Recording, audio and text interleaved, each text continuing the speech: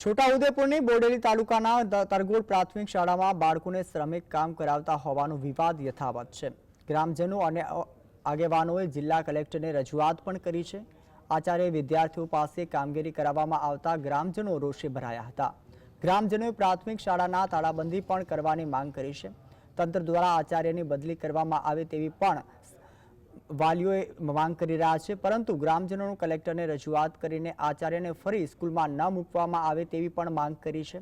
સ્થાનિકોનું કહેવું છે કે જો આચાર્યની ફરી તરબોળ પ્રાથમિક શાળાની અંદર મૂકવામાં આવશે તો આગામી દિવસોમાં ઉગ્ર આંદોલનની ગ્રામજનોએ પણ ચીમકી ઉચ્ચારી છે।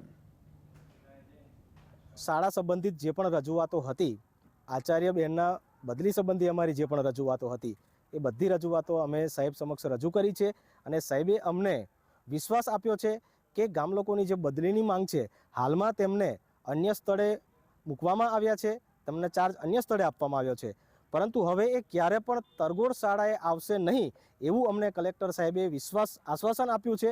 અને અમે પણ સાહેબશ્રીને જણાવ્યું છે કે જો ફરીથી આવશે તો ફરીથી આ જ રીતે ગામ લોકોની આ મુહિમ, આ આંદોલન અને એમનો વિરોધ ચાલુ જ રહેશે।